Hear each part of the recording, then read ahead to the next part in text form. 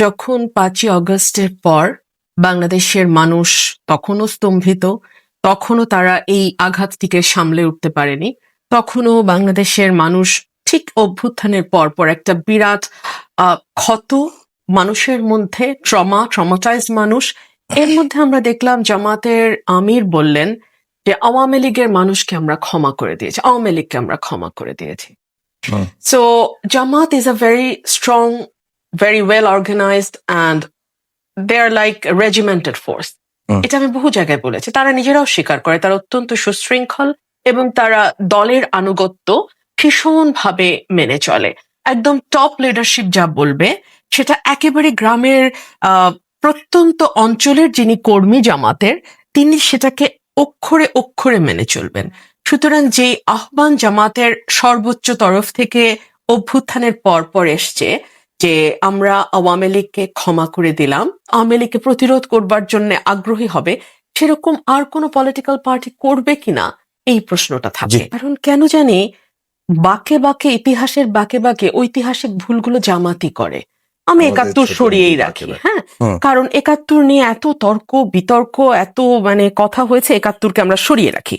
আসেন তো ৮৬ সালের নির্বাচন, শেখ হাসিনা যখন জাতীয় বেঈমান হিসেবে পরিচিত হয়ে ৮৬-তে স্বৈরাচারকে ন্যায্যতা দিতে, বৈধতা দিতে নির্বাচন করেছিল, তখন শেখ হাসিনার সঙ্গে জামাতও নির্বাচনে অংশ নেয় ৮৬ সালে। আবার ধরুন ৯৪ থেকে ৯৬ জামাত শেখ হাসিনার সঙ্গে বা আওয়ামী লীগের সঙ্গে দুর্বার আন্দোলন করে শীর্ষে ভোট করেছিল। এখন দুঃখজনক দুপুরবেলায় অনেক প্রার্থী বয়কট করেছে, কিন্তু তারা নির্বাচন অ্যাজ সাচ বয়কট করে নাই। তারা ধানের শীর্ষে ছাতার নিচে নির্বাচনে অংশ নিয়েছিল, কিন্তু তারা কোনো আসন পায় নাই। আর যারা সংসদে গেছেন তারা গেছেন বলেই না, জামাতের শিবিরের ভাইরা যখন মার খেয়েছেন, অত্যাচারিত হয়েছেন, তখন আমি ধরুন সংসদে দাঁড়িয়ে প্রতিবাদ করে বলেছিলাম যে give the dog a bad name and kill it, একটা ন্যায্যতা তৈরি করুন একজনকে হত্যা করবার জন্য বা তাকে অত্যাচার করবার জন্য, তাকে শিবির বলে ট্যাগ দিন এবং তাকে নির্যাতন করবার লাইসেন্স পেয়ে যান। এই কথাগুলো কোনোদিন বাংলাদেশের সংসদে উচ্চারিত হতো না। এই কথাগুলো আজ থেকে ১০০ বছর পরে বাংলাদেশের বাংলাদেশের সংসদের প্রসিডিংস এর লেখা থাকতো না, যদি না ওই সময় বিএনপির অল্প যে কয়জন সংসদ সদস্য হয়েছিলেন ওনারা যদি না সংসদে। সুতরাং আপনি যে কথাটি বলছেন সেটার পেছনে তো that has to be backed by law, that has to be backed by constitution, that has to be backed by president. যদি অতীতের নজির দেখেন, কনস্টিটিউশন অ্যামেন্ড করতে চাইলে আপনাকে 142 ছাড়া, 2/3 মেজরিটি ছাড়া করা সম্ভব না। আর যদি আপনি স্পেশাল অর্ডার দেন সেটাও আপনাকে রাটিফাই করে নিতে হবে। এই ফাঁকে একটা কথা বলেনি, জগন্নাথ হলের ভোটের কথা বলেছে। আজকে দেখলাম সয়লাভ হয়ে গেছে সকল গণমাধ্যম, ১.৫ লক্ষের উপরে ব্যালট ছাপি সময়কে এই সাক্ষাৎকার এইভাবে দিয়েছেন। সো অনেকগুলো প্রশ্ন, এবং সবচেয়ে বড় কথা বিএনপির মহাসচিব কিন্তু এখনো দেশেই নাই।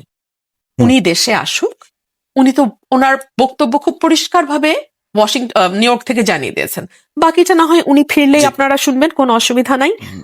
আর ঐক্যমতের বিষয় দেখুন, রাজনৈতিক দলগুলো একসাথে বসবে, তারা তাদের প্রত্যেকের যার যার লক্ষ্য এবং উদ্দেশ্য নিয়ে রাজনীতি করছে, প্রত্যেকের যার যার আদর্শ আলাদা আছে, তারা সকল বিষয়ে সবাই একমত হবে, এটা কেন মনে হচ্ছে? আচ্ছা ধরুন এটা ভবিষ্যতে যারা সংসদে যাবে, আস্থা বিশ্বাসে ঘাটতি আছে, তারা বিশ্বাস ভঙ্গ করলো এবং তারা সেটাকে রাটিফাই করলো না, সেটা কিন্তু আর কখনোই কনস্টিটিউশনের পার্ট হবে না। আজকে এক্স্যাক্টলি, সো আজকে যদি আমরা ঐক্যমতে পৌঁছে পরবর্তীতে সেটা কেউ না করে, এই বিষয়গুলোতে দলগুলো ঐক্যমতে পৌঁছেছে, সেগুলো যদি পরবর্তীতে যেই যাক সে যদি সেই প্রতিপালন না করে, তাহলে তো ওই যে উনি যে কথা বলেন আন্দোলন, সেটা তো হবেই। সেটা তো আর এখন সেটা কোনো আইন কানুন দিয়ে তো সেটা বন্ধ করা যায়।